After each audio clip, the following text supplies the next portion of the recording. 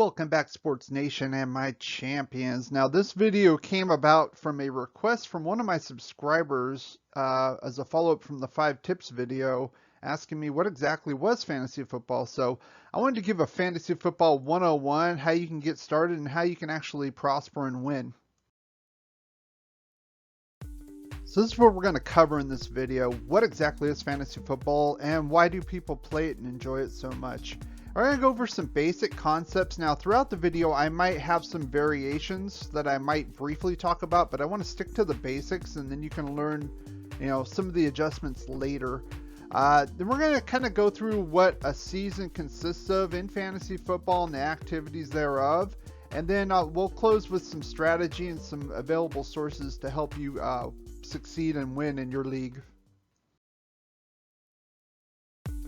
Now, the one assumption I am going to make is that you have a general knowledge of the sport of American football itself. The X's being defensive players, the O's being offensive players. Now, what fantasy football does, it kind of breaks this down into individual positions, and it creates a game where you can select individual players from multitude of teams in the National Football League, and then you can go up against other teams and play against them head to head and see who does better. And the why of this is, of course, it's entertaining, but also it's like you get to be the GM of your own kind of like football team, and you chart the course and how you want your team to be built. So this is the base positions, generally speaking. And now again, there are always variants, how many roster positions, how many types of players, etc.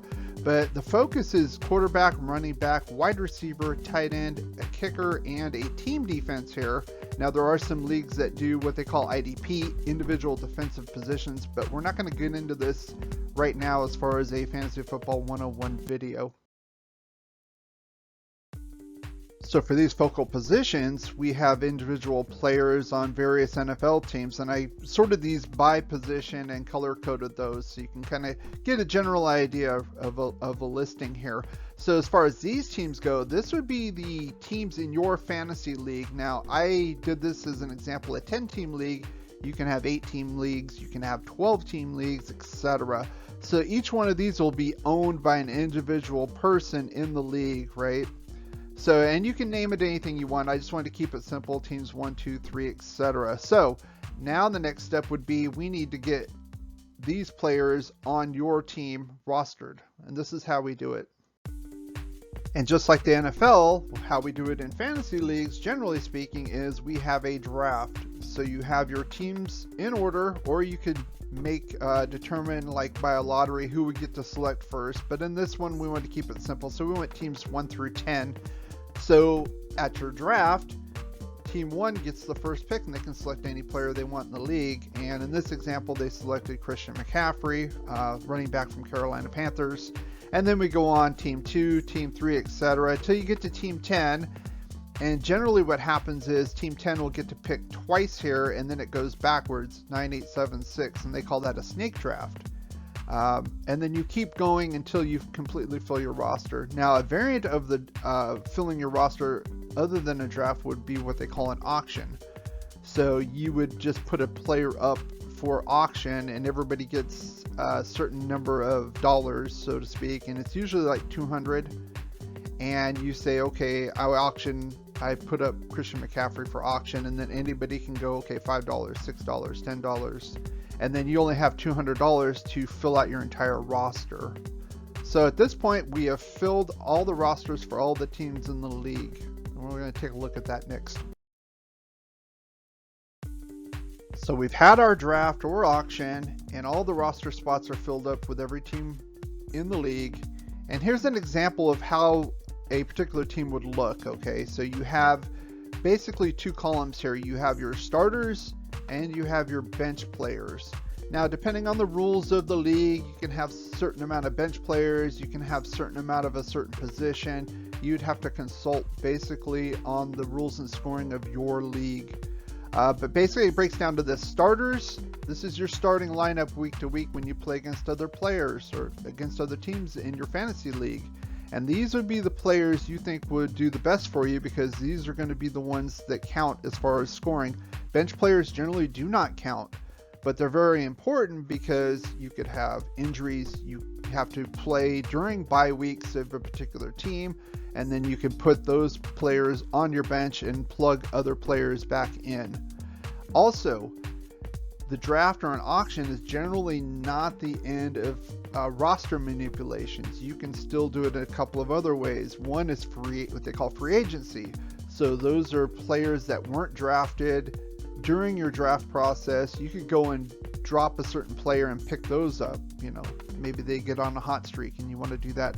Or you can trade with other teams. You can trade players for other players. So there's a number of things you can do. So the next step is, now that we have a roster, now we got to get ready for week 1. So this would be an example of a week 1 matchup of Team 1 versus Team 2 head-to-head. Now you do see the starting lineups for each team here and by position.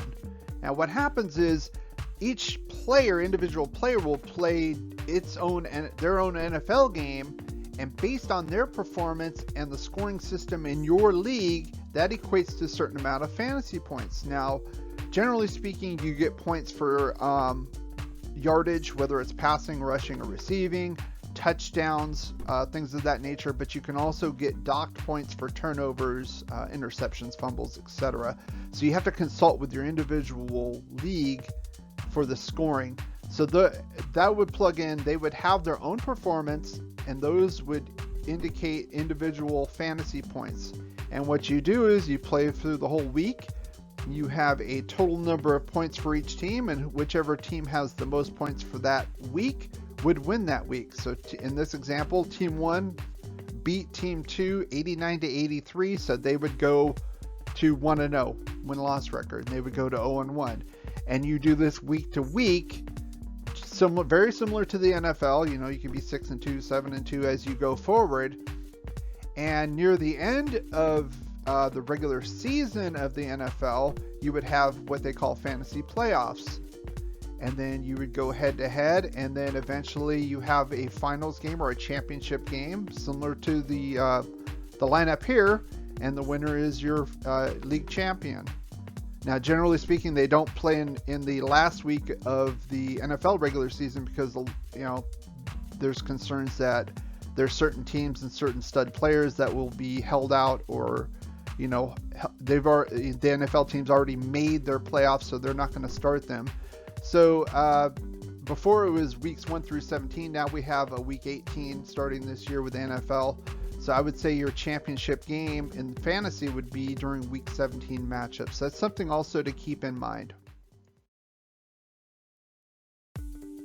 As far as sources for you to succeed and win in your league, there are various ones across the internet. I would advise you to pick and choose certain ones. Not everybody has all the answers. Some are good, some I would say are not so good. But I would be remiss without saying that I would check out my last video, and that's the 5 tips to win your fantasy football league. I think that conceptually there's a lot there that you can use and leverage to improve yourself this season. And I would also subscribe and hit that bell, because I'm going to be putting out detailed videos by position here in the upcoming months to lead you up to your fantasy draft and during the season. If you did enjoy this video and you got something out of it, I want to ask you to thumb up this video, like, share, and subscribe to my channel. Put your comments below. I read every single comment, and I answer or respond to just about every single comment I can. Thanks for watching and supporting this channel, and as always, play like a champion.